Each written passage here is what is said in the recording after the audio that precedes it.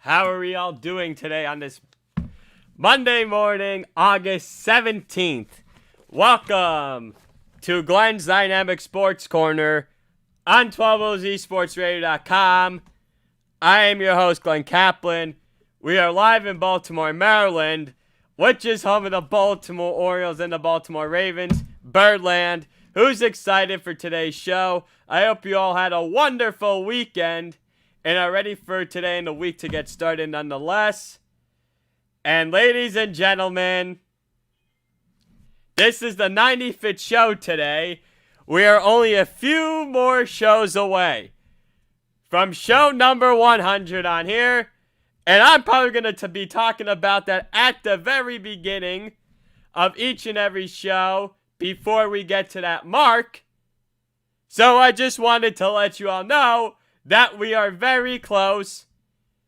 I'm very close to that milestone on here on this website since I've been almost doing it for a year. So, use promo code TOLOZSports, all caps, for deposit bonus up to $1,000 from my bookie. That's the first of three I will be saying on here today. Let's get right into the business. And everyone is a critic. Tuukka Rask chickened out on the Boston Bruins. That's what all the fans are saying. That's what a lot of people are saying about. Come on, grow up and be better than that. Why are we critics being critical of Tuukka Rask opting out of the season for the Boston Bruins? If he didn't care about his teammates, would he have even showed up in the first place? That's the thing. Would he have even showed up in the first place had it not been for his teammates? And no, he didn't quit. And I don't think it had to do with him losing that game 2, 3-2, and it didn't feel like a playoff game. He contemplated retirement before the playoffs began, so it was something that crossed his mind. This wasn't like this just popped out of the blue. Bruce Cassidy, the head coach, Zdeno Chara, the captain of the Boston Bruins, the heartbeat and heart soul of that team, and then you got Patrice Bergeron, who are all backing him up, and if you don't back him up, then you're not true teammates. I don't think that they betrayed him. They're all with him, and Patrice Bergeron said it at best. You got technology, you got this, you got that, and Bruce Cassidy's right about one thing. With Rask, Yaroslav Halak, who's now the goalie for the rest of the playoffs, it's business. You're on a business trip. And I guess Rask wanted to be home, and I'm not going to blame him for it this morning. And the Boston Globe, I got to give him credit where credit's due. I saw the headlines of the articles, but I did not read both of them. One headline said it's time to move on from Tuukka Rask, and another headline said you got to respect his decision. And there is so many angles you could take this story at. And the Boston Globe took it at both ways, because that's how the Boston media looks at it. And I heard, when I was watching the New York, this was a couple weeks ago, when the New York Mets played the Boston Red Sox, that Keith Hernandez and Gary Cohn, who do a great job at SNY, were mentioning how critical the Boston media is with how bad the Red Sox are. So we know how not so easy the Boston media is towards their sports teams. And I see why they say move on from Rask, because he and Halak have 1 year left on their contracts, and they will both be unrestricted free agents. And what I thought Halak was like 41, 42, 43, and I see that Halak's only 35. And Rask is 33. They both got 1 year left. Maybe one of them goes to Seattle. Maybe Rask is the next goalie of the Seattle Kraken. Who knows? But here's the thing. Is Halak going to be that goalie for them if they decide to keep him over Rask long term? I don't know. And then you got, as your two backups, Maxime Lagace and Daniel Vladar. They're both on the roster. I'm curious to see how this goes. So, Rass's stats through 4 games in the playoffs, a 1-3 record, 904 save percentage, 2.57 GA, 0 shutouts, a lock, 1-1 record, 915 save percentage, 2.59 GA, 0 shutouts. So, Rass played and started in 4 games. Halak played and started in 2 of them. No shutouts for each. In the regular season, Rask was a finalist for the Vezina Trophy, the league's best goalie. Games played, 41. Games started, 41. 26, 8-6 record, 929 save percentage, 2.12 GA, and 5 shutouts. Halak, 31 games played, 29 games started, 18, 6-6 record, 919 save percentage, 2.39 GA, and 3 shutouts. So, I think they'll be all right for maybe this round, although we could potentially see Boston and Carolina go 7 with a huge Game 4 looming tonight. Huge Game 4 there. If Boston wins Game 4, I think they'll wrap it up in Game 5. Although I picked the Carolina Hurricanes in 6. And no, I'm not changing my pick. And if Carolina wins tonight, I could easily see that go in 7 games. And how this affects the Boston Bruins moving forward, simply put, even with or without Rask, I didn't think they were being in the Tampa Bay Lightning anyways, despite winning the President's Trophy this season, and the Tampa Bay Lightning simply being the second best team in the Eastern Conference. And out of the top 4 teams in the East, in my opinion, the Lightning have looked the best, then the Bruins, then the Flyers, and the Capitals have looked the worst. And I'm going to get to those guys in just a couple of minutes.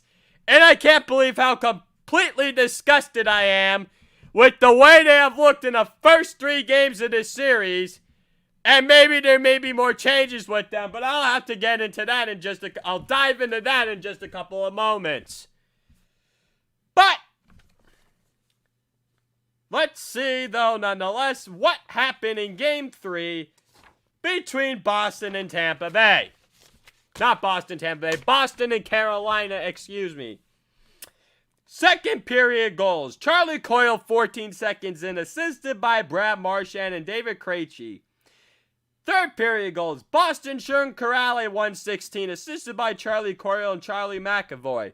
So, Yaroslav Halak makes a mistake behind the net in the third period, leads to a Nino Niederreiter goal, unassisted, 6:30 into the third period.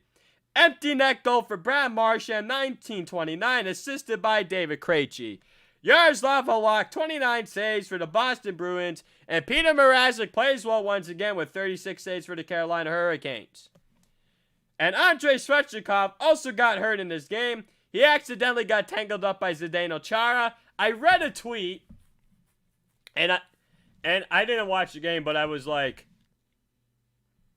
do Sabbath or whatever else, and it was like, and I watched the highlights of that game, and before I watched the highlights of that game, I saw something on Twitter. So whoever posted something on Twitter regarding Svechnikov and Chara and how Svechnikov got hurt, and someone tweeted, oh, he deserved it. I thought Chara pummeled the beating daylights out of him. No, he didn't pummel the beat the daylights out of him. And whoever posted that should be ashamed of themselves. Because they just happened to get tangled up. And Andrei Svechnikov just happened to get hurt on a freak play. And that's all what happened. To tell me that Svechnikov deserved it is 100% unclassy at all ends of the spectrum. Because let me tell you something. It happens. I know Rob Brindamore was crying because how much he loves Svechnikov like he's his own kid. And that's how all the players feel about Brindamore and vice versa. That's all a tight-knit group.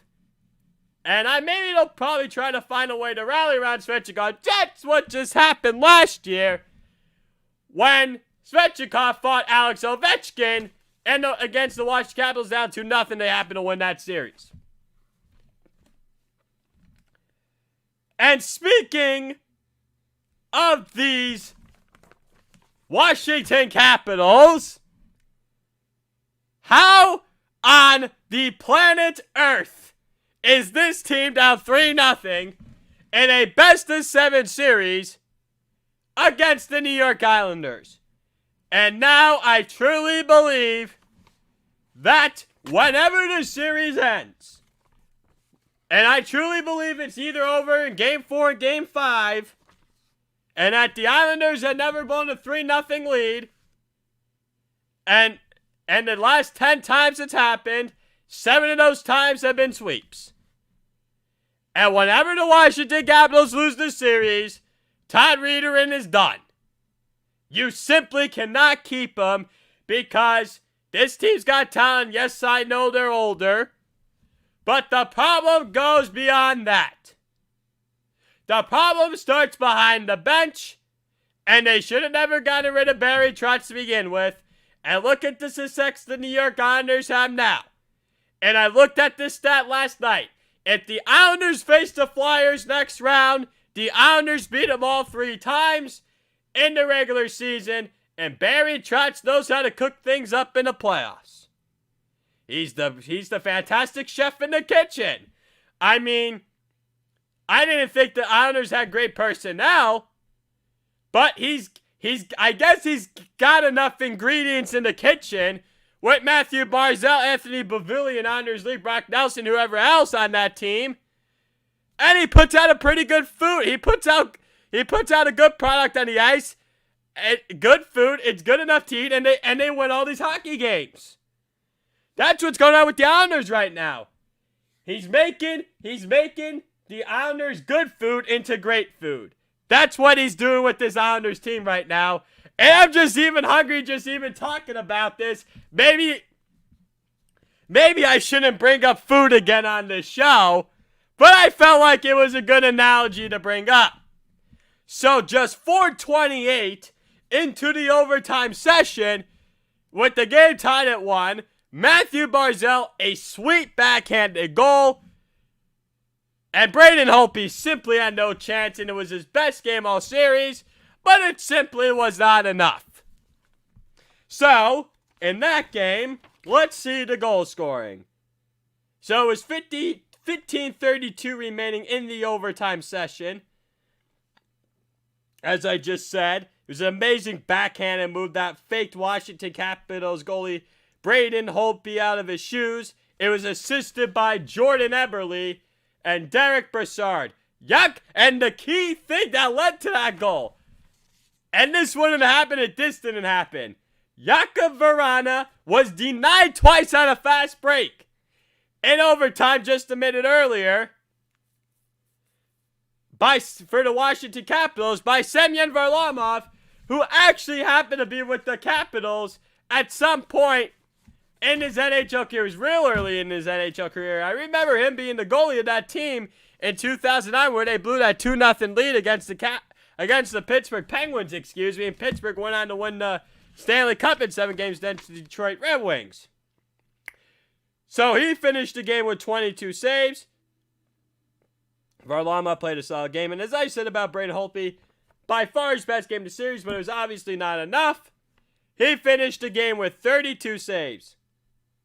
And another interesting thing is that Alex Ovechkin has never been swept in his illustrious career from the postseason before. That may happen tomorrow night. Nicholas Backstrom's missed the last 2 games due to concussion protocol. I think Tom Wilson has been by far their best player. Lars Zeller's been okay, though, nonetheless. Anders Lee scored a goal for the New York Islanders, 14:50, with 5:10 remaining in the first period, assisted by Adam Pelech and Ryan Pulock. The Washington Capitals tied the game at 1 in the second period on a power play goal by Kuznetsov, one of the heart and souls of the Washington Capitals, but I thought he was maybe going to have a chance in overtime, but never did. He simply never did. And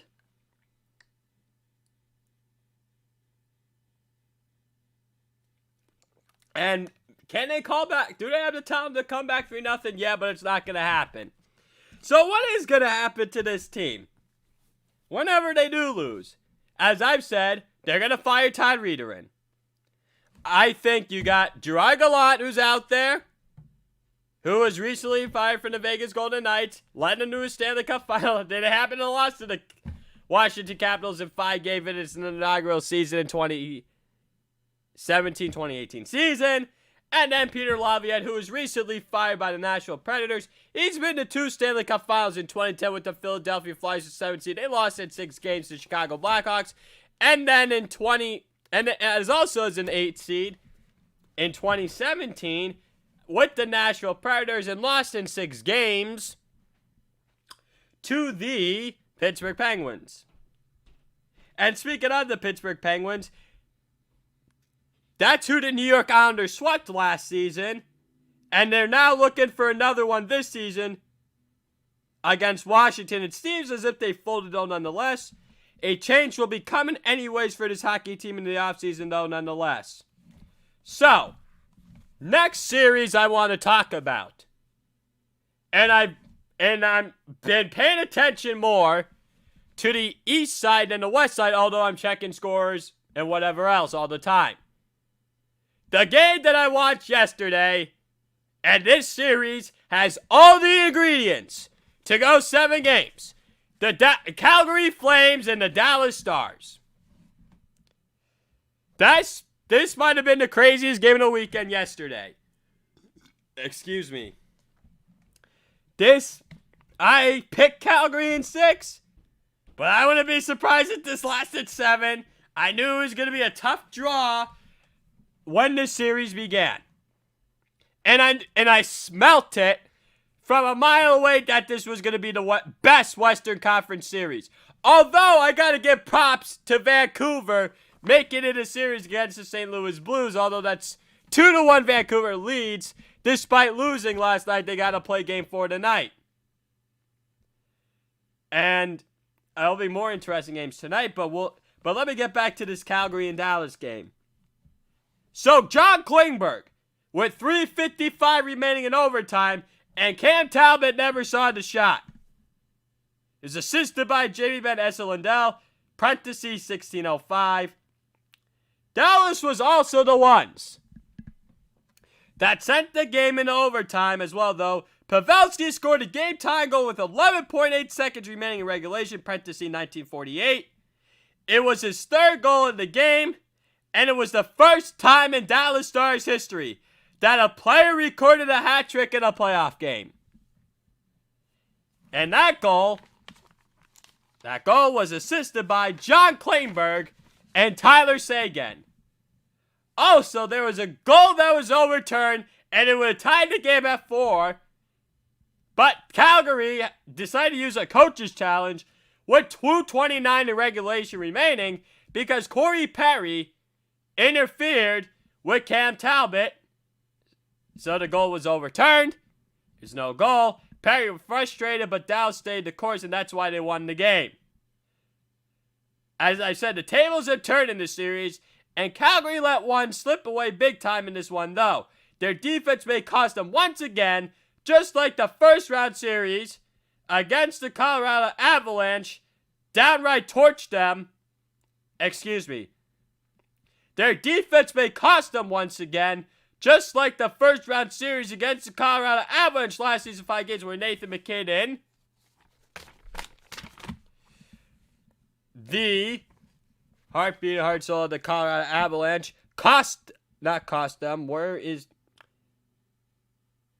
and other Colorado Avalanche players downright torched them with their speed and skill in that series, though, last season nonetheless.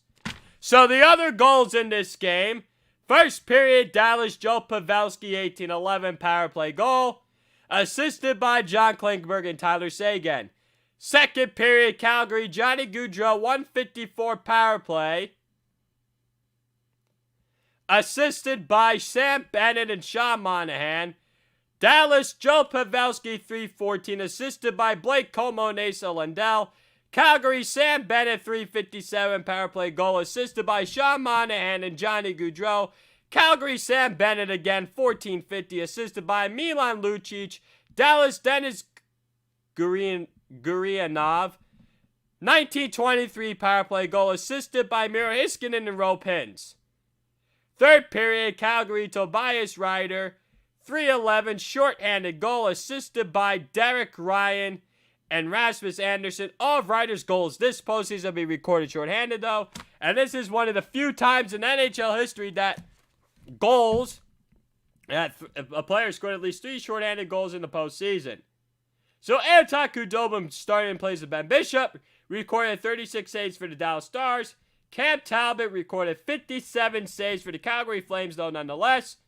As I mentioned earlier, this series has the potential to go all 7 games, though nonetheless. Even though I picked the Calgary Flames to win the series 6 games, it could go either way, though nonetheless. And it wouldn't really, honestly, surprise me if that actually happened. Next up, that's the next series game I want to talk about. The Philadelphia Flyers and the Montreal Canadiens.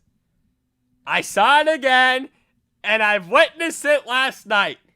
Another typical Alain Vigneault team wins either a 2-1 or a 1-0 grinder. And the Flyers win 1-0 against the Montreal Canadiens. And I'm thinking there and I'm sitting to myself, what a surprise.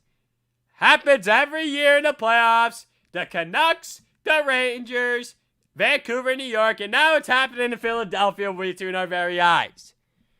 They're going to win those 2-1, 1-0 games. But if they have to score at least 3 or more, we know what happens. They're not going to win. And look at what happened in Game 2. They gave up 5 goals, and they lost. And I know how completely awful they looked that day. I get it. That was their worst game. But this, even though it was 1-0 last night, I thought this was by far their best game of the series. They had their legs last night. Even though Montreal and Philly basically had even shots on net, they were getting pucks to the net. Yeah, 0 for 6 on the power plays are concerned, but Montreal went 0 for 3, so it kind of canceled things out. But at the same time, the Flyers are going to need to look better. As I've said, if the Flyers make this series go longer than they have to, then they're going to be in problem with the later rounds. And as I mentioned earlier, they went 0-3 against the Islanders in the regular season, and New York will be waiting for them. That would be an interesting second-round series, but I don't know if I would want to see that. But I guess it's NHL playoffs. Anything can happen, right? So, the only goal scored in this game, first period, 5:21 in. A goal was scored by Jakub Voracek, assisted by Claude Giroux and Robert Hagg. And their defense was much better. A lot of things. They did a lot of things with grace and class in this one. They just looked much better. Flyers it was their best game of the series. But then, they now have to use this game and take it to another level in Game 4. But I could very well see the Montreal Canadiens win Game 4 and tie the series. Because I picked the Flyers in 6, I could so see the Canadiens win Game 4 and the Flyers win the next 2-1 and surprise me. No, this series will not go 7. I think it goes 6 max. So Carter Hart, 23 saves for the Philadelphia Flyers. Carey Price, 19 saves for the Montreal Canadiens. And Hart is the youngest goalie to ever record a shutout in Flyers history. And Price, once again, looks very sharp for this hockey club despite a losing effort. And then the other game this weekend, the Tampa Bay Lightning and the Columbus Blue Jackets. So this was, I could tell this series is basically going to be back and forth. I picked the Tampa Bay Lightning in 6, but this is another series that could maybe go 7. I think it's going to depend what happens in Game 4 when the puck drops at 3 p.m. Eastern today. So, and it feels like the last 2 games have gone extremely quick. Yeah, it's going to feel that way. The first game of this series went to 5 overtimes and the game lasted, 6 hours, 13 minutes? When the game started at 3:10 and you end at 9, and then you end at 9:23? So the goals in the first period in this Tampa Bay Columbus Game 3, Alex Killorn, 1548, assisted by Anthony Cirelli and Zach Bogosian. Second period, Columbus Blue Jackets, Riley Nash, 149 in, assisted by Gustav Nyquist. Tampa Bay, what a shock, Braden Point scores again, 14-16, assisted by Ryan McDonough and Nikita Kucherov. Tampa Bay, Victor Hedman, 1853, assisted by Carter Verhaeghe and Cedric Paquette. Third period, Columbus Blue Jackets, Eric Robinson, he scored early in the third period, assisted by Riley Nash and Alexander Wenberg. Andrei Vasilevsky, 15 saves for the Tampa Bay Lightning, and Jonas Korpisalo, 31 saves for the Columbus Blue Jackets. And I'm just going to say this. The best player for Tampa Bay in the series has been Braden Point. The best player in the series for the Columbus Blue Jackets has been Jonas Korpisalo. And even if they lose this series, it kind of maybe is looking right that they got rid of Sergei Bobrovsky. Korpisalo may be their guy moving forward. But then yet I think Elvis Merzlikins is a good goalie. It just happened that Korpisalo kind of redeemed himself after getting benched. After giving up 3 goals down 3-0 that game 3, then we saw Pierre-Luc Dubois record a hat-trick winning with 1:36 remaining overtime, and then Merzlikins blows a 3-0 lead. Then Austin Matthews wins it with under 7 to go in that game 4, and then Korpisalo has a shutout in game 5, in that qualifier, when they won 2-0, and then he records, 85 saves in game 1, and then another ridiculous game in game 2 and game 3 despite losing. Well, they won game 2, only gave up 1 goal, but then in game 3, so in game 3 he records another 31 saves despite Vasilevsky only at 15. Well, let's move on. Drum roll, please, baby. Now that I'm moving on from the NHL and the Tampa Bay Lightning and Columbus Blue Jackets and other Columbus and Tampa stuff, the NBA playoffs. The NBA playoffs begin today. So, let me slow down here a little bit. So the NBA playoffs begin today. And it's very exciting that along with the NHL Stanley Cup playoffs, that this is now back to. So we have some very interesting first round series on our agenda for the NBA.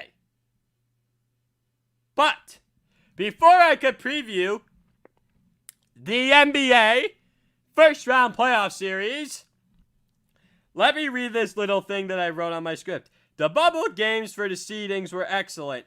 The San Antonio Spurs' streak of 22 consecutive years in the postseason was snapped. The Phoenix Suns went 8-0 in the bubble.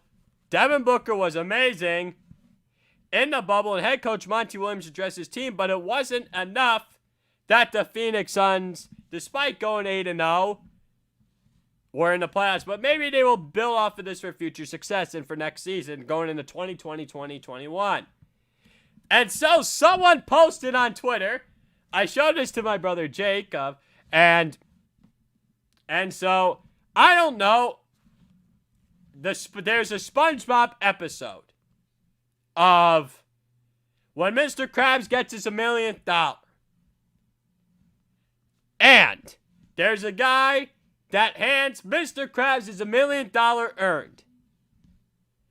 And the guy says, the customer says, "Great. What do I win?" Mr. Krabs responds, "Nothing." And then he responds, "Get out. You're spoiling me moment." So, the customer is the Phoenix Suns. Adam Silver is Mr. Krabs. And Adam Silver's like to the Phoenix Suns, "Get out, get out, get out. You're spoiling me moment."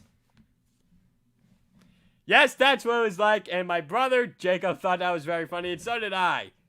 And I just found that very amusing. Whoever did that on Twitter deserves a ton of praise and a ton of props for it. So, and then San Antonio head coach Greg Popovich talked about it as in the 22-year playoff drought ending, though, nonetheless. Now, we could have an exciting postseason, and will the Toronto Raptors repeat as NBA champions? Time will tell, though, nonetheless. The Spurs, the Suns, and the Grizzlies will need to have better luck next year, and Memphis made it interesting in the playing game, but it simply wasn't enough. So now let's preview these first-round series, starting in the Eastern Conference. Number 8 seed Orlando Magic versus the number 1 seed, the Milwaukee Bucks. The Orlando Magic love to steal game ones for some odd reason, but then fall flat on their faces for the rest of the series.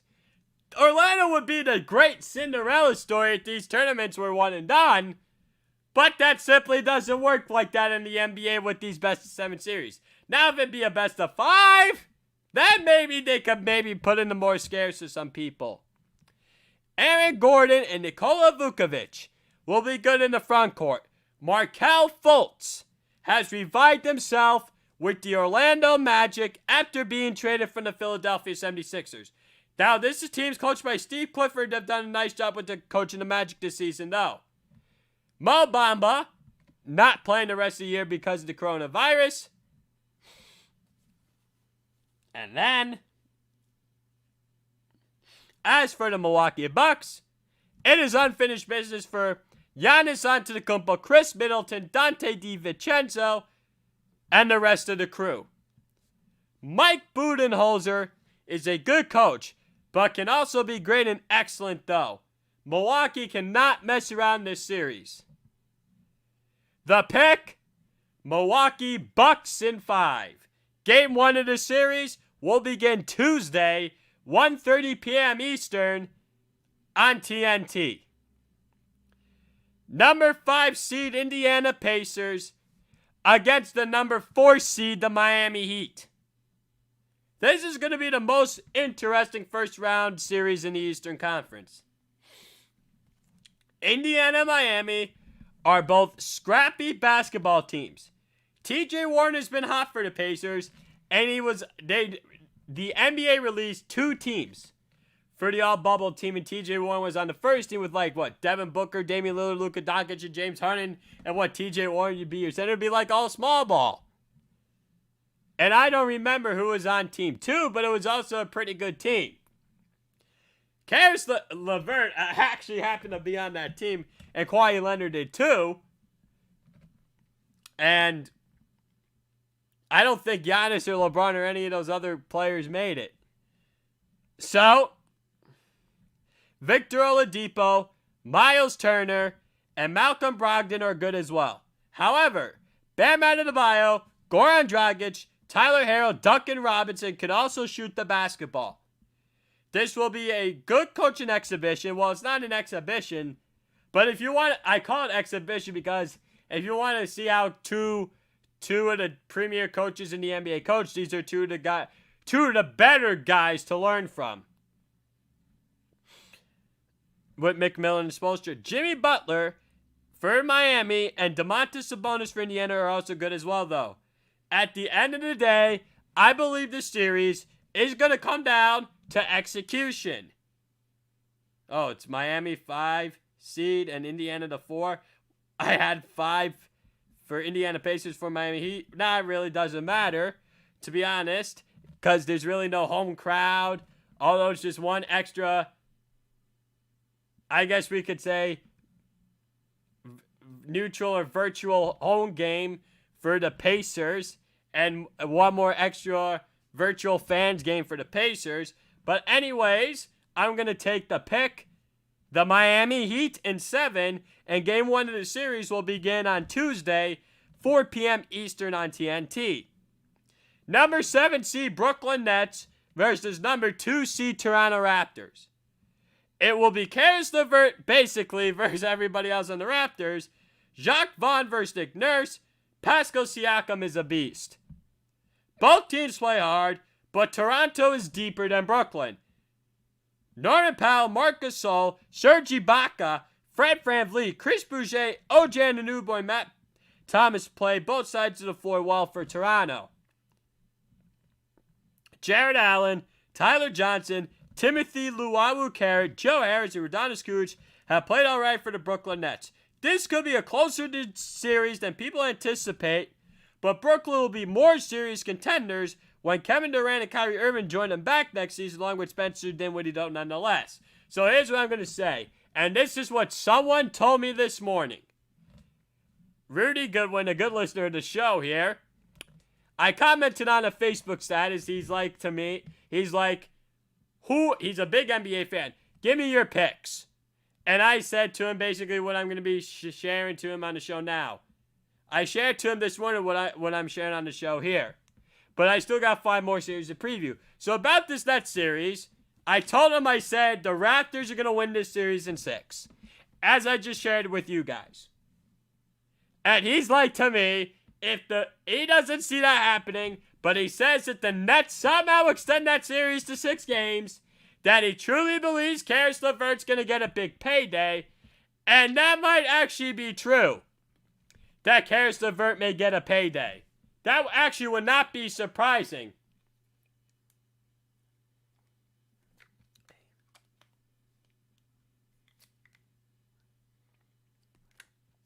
So, so the pick is Toronto Raptors in 6, Game 1 of this series, Monday, 4 p.m. Eastern on ESPN. So I believe Toronto wins this in 6, Game 1, Monday at 4 p.m. Eastern on ESPN. So the last Eastern Conference series, number 6 seed Philadelphia 76ers versus the number 3 seed, the Boston Celtics. So the 2 stars in the series, Joel Embiid versus Jason Tatum. Also Tobias Harris versus Kemba Walker. You got Matisse Thybulle and Jaylen Brown. Shake Milton and versus Gordon Hayward. But Brad Stevens will also outcoach Brett Brown and expect changes for general manager Elton Brand this offseason when he has to trade either Ben Simmons or Joel Embiid, though nonetheless. And another key player for the Boston Celtics in this series will be Aaron Baines, though nonetheless for the Boston Celtics, though nonetheless. Philadelphia did beat Boston 3-1 here, though nonetheless, now during the regular season, though nonetheless. All right. The Boston Celtics seem to be more on track to win an NBA title than the Philadelphia 76ers are right now, though nonetheless, before the restart, I thought Philadelphia was a better basketball team than Boston was, and that the Celtics were overhyped. Well, Al Horford is going to learn in this series that he should have stayed with the Boston Celtics, though nonetheless. The pick, Boston Celtics in 5. Game 1 of the series, Monday, 6:30 p.m. Eastern on ESPN. Use promo code Tobos Esports, all caps, for deposit bonus up to $1,000 from my bookie. And now, let me slow this thing down here a little bit. Moving on to the Western Conference. Number 8 seed, Portland Trailblazers versus the number 1 seed, the Los Angeles Lakers. The Portland Trailblazers are very bad and shaky defensively. There will be a ton of bulletin board material for LeBron James, Anthony Davis, and company. The Los Angeles Lakers, you don't think they already hear the noise about how some people think that the Portland Trailblazers can beat them in the first round? Some people think that Portland could beat them, but I don't think I'm going to be one of them. But the truth of the matter is, and this is going to be a big time difference in this series, that Los Angeles is much better defensively than Portland is.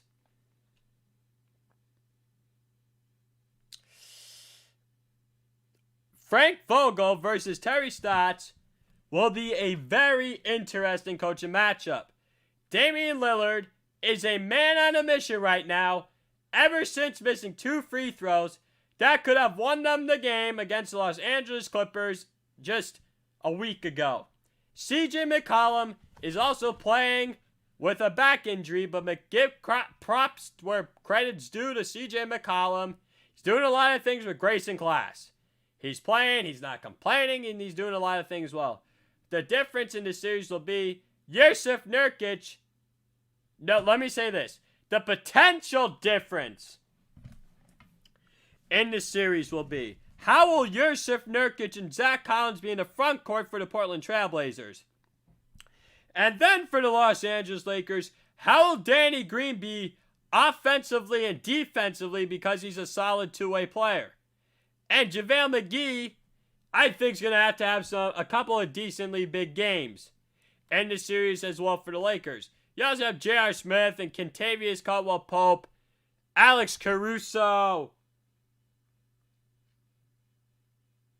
Oh, Kyle Kuzma.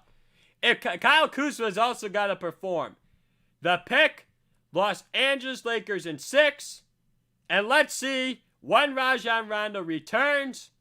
And we know that they already don't have Avery Bradley. And the Lakers can go 9 to 10 deep. But J.R. Smith needs to see some more minutes. Will he get it? Who knows? Number 5, and game 1 of that series, Tuesday, 9 p.m. on TNT. I also forgot to mention about the Celtics and the 76ers. That game 1 of that series begins on Monday, 6:30 p.m. Eastern on ESPN. Number 5 seed Oklahoma City Thunder versus number 4 seed Houston Rockets. This is going to be the most interesting series in the Western Conference. Chris Paul will be facing his former team in the first round. Russell Westbrook will be facing his former team also. But the problem is, Westbrook will be out for the first few games due to quad injury, though, nonetheless, and it's possible he may miss the whole series. James Harden will have to carry the team on his back once again, and when the stakes get high for him, he crumbles like paper and water. Eric Gordon and Austin Rivers will have to step up. PJ Tucker is playing center for them, and it isn't going to bode well for them. Steven Adams is going to dominate the paint for Oklahoma City. Danilo Gallinari, Shai Gilgeous-Alexander, and Dennis Schroeder are also some key players on this roster, though. Nonetheless, this was supposed to be a rebuild season for the Thunder, and they have exceeded expectations. General Manager Sam Presti deserves a lot of credit, and so does head coach Billy Donovan. He will outcoach Mike D'Antoni in this series, and that is going to be the difference. The pick, Oklahoma City Thunder in 6. Game 1, Tuesday, 6:30 p.m. Eastern on TNT. And this Oklahoma City Thunder team this season has done a lot of things with grace and class. Number 7 seed Dallas Mavericks versus the number 2 seed Los Angeles Clippers. And this, I agree with Chris Broussard. This was the worst possible matchup for the Dallas Mavericks, and I couldn't agree more. Dallas would have better off playing a team like the Denver Nuggets or the Oklahoma City Thunder, Houston Rockets, or Utah Jazz, but not the Los Angeles Clippers. Dallas was 0-3 against the Los Angeles Clippers during the regular season. The Mavericks are not ready to win yet with Luka Doncic and Kristaps Porzingis. This roster was average at best during the regular season, despite having one of the best offenses in the NBA. Doncic should be the MVP of the regular season, but he isn't even a finalist for the award, which is utterly ridiculous, to be honest. I wrote on script here, TBH, shorthanded like text messages. The Clippers physically usually frustrates the Mavericks because the Clippers got wing defenders. They can defend anywhere on the floor. They don't give up a lot of perimeter shots. Dallas loves to shoot the 3. And Chris Broussard said it best about Doncic Porzingis. Someone's got to score the ball. So you may not see Dallas score 100 points at all in this series. And if they do, that's probably be the only game or two they win. But I don't see this series really going to go 7 games at all. It's not going to, I don't think it's going to happen. You got a lot. And Dallas is good. This is going to be Dallas's learning experience in how to win. They're going to use this as a learning experience, a bitter taste in their mouth when they lose to a potential NBA Finals team this year.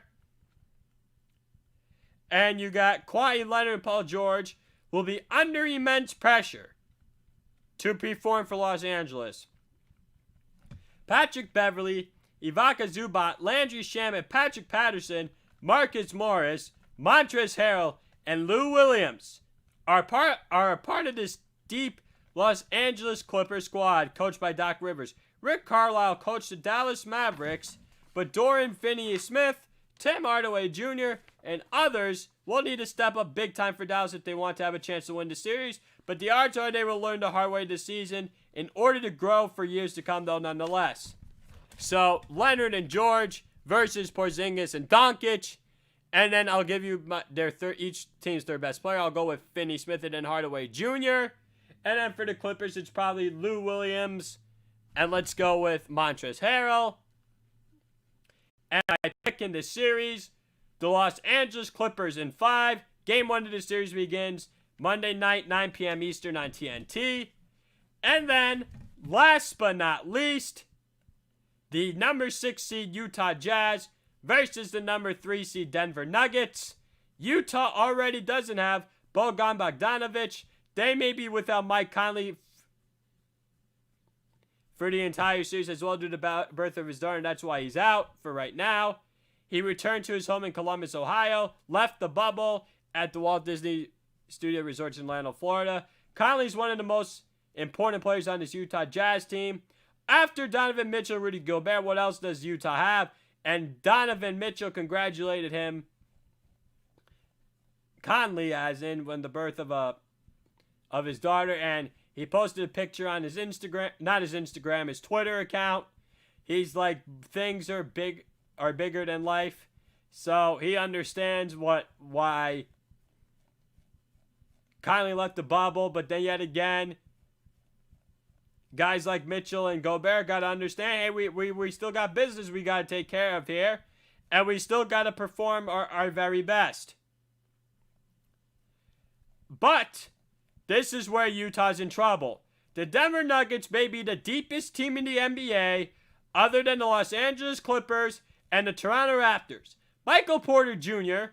is already emerging into a superstar before our very eyes in the NBA, though, nonetheless. Nikola Jokic, Jamal Murray, and Paul Millsap are 3 of the other key players on this team. They also have different players that can step up at any moment of the game from Mike Malone's bunch. Gary Harris Jr. and Will Barton have yet to play for Denver, but they could very well cruise in the first round against Quinn Snyder's bunch. You also have Jeremy Grant, PJ Dozier, Mason Plumlee, Torrey Craig, Bol Bol. This team has a lot. So the pick, Denver Nuggets in 5.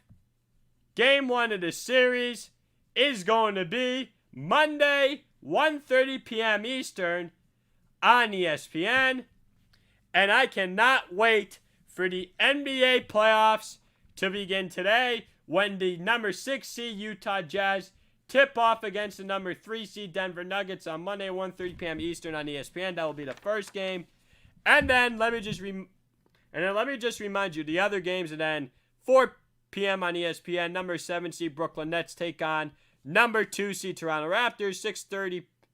That's at 4 p.m. 6:30 p.m. Eastern on ESPN will be the 6 seed Philadelphia 76ers and the number 3 seed Boston Celtics. And then that's going to be after 6 versus 3 matchup. Then that's going to be followed by number 7 seed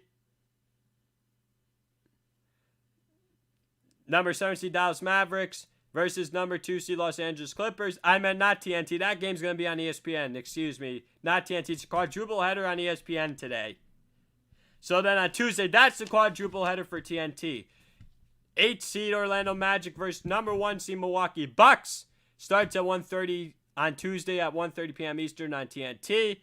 4 p.m. on TNT. On Tuesday, number 5 seed Miami Heat, number 4 seed Indiana Pacers. 6:30 p.m.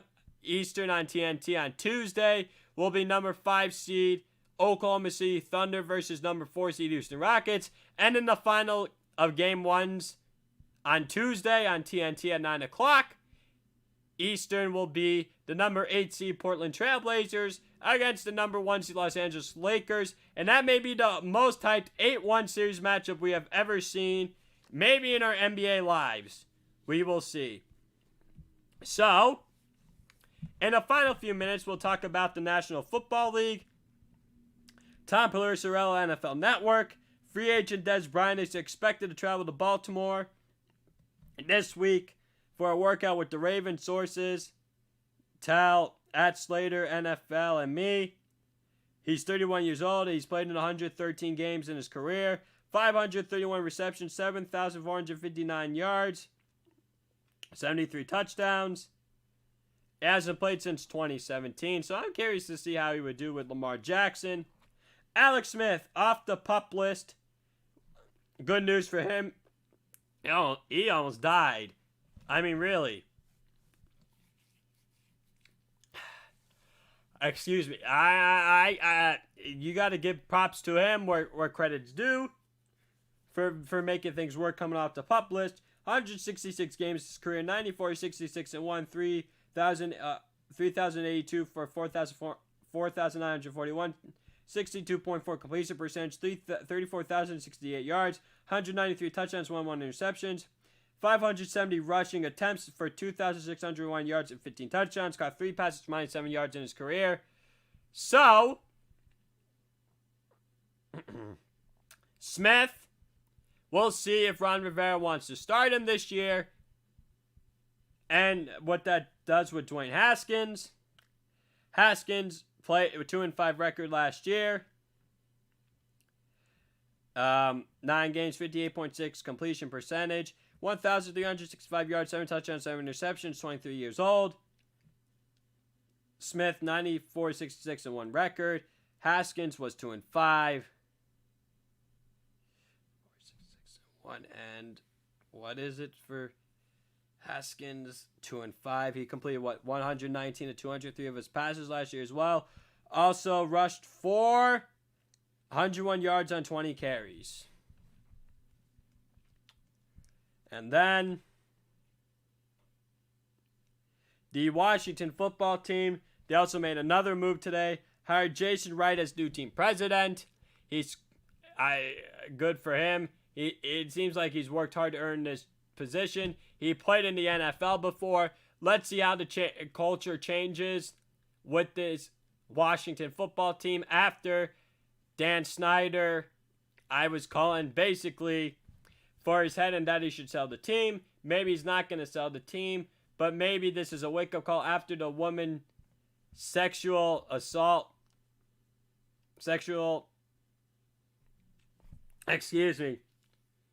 abuse with a bunch of women. And let's see if the culture's changing. Well, it seems like maybe it's no accident that Ron Rivera's there and the culture changes overnight. But I still think this team has a bunch of personnel issues that they still have to figure out. I think they'll be more competitive. I'm not sure it's going to translate to wins. But then you had to get a Smith plays. They were 7-3 under Jay Gruden before Smith got hurt, and they went in the toilet in the gutter crap whatever. But they were basically in the crap. I don't know. They were just like poor choice of words here. Poor choice of words. And then, lastly but not least, with training camps starting to get underway with pads. Cam Newton, who's 31 years old, will begin his time with Jarrett Stidham. And also Smith is 36. Haskins is 23 years old. Cam Newton's 31 years old. He played 0-2 last year record, 2 games played, 56.2 completion percentage, 50 of 89 completions, 1 interception, 5 for -2 rushing yards. And in his career, 125 games, 124 games started. 2,571 of 3,980 passes, 59.6 completion percentage, 29,041 yards, 182 touchdowns, 108 interceptions. Also has 934 career rushing attempts, 9,806 rushing yards. No, 4,806 rushing yards, and 58 touchdowns. So, Cam Newton, we'll see how he looks in the New England Patriots uniform. And that's just me with all the talk for basically all the NFL and quarterback stuff today. Sorry I didn't get into MLB. I just think the MLB is a mess right now with the coronavirus. And the New York Mets, I can't wait till they get new owners. And we'll see where all that goes from there, though, nonetheless. All right, ladies and gentlemen, we're out of time here. Thanks for tuning in to Glenn's Dynamic Sports Corner. I hope you all enjoy the rest of your day, whatever else you're going to do this week. I will be back on the air at the same time on Thursday. I'll go over some more NBA and NHL topics, more 2020 NFL regular season, and 2020 MLB topics as well, maybe. And then we are only 4 to 5 more shows away to number 100. Use promo code 12OZ Sports, all caps, for a deposit bonus up to $1,000 for my bookie.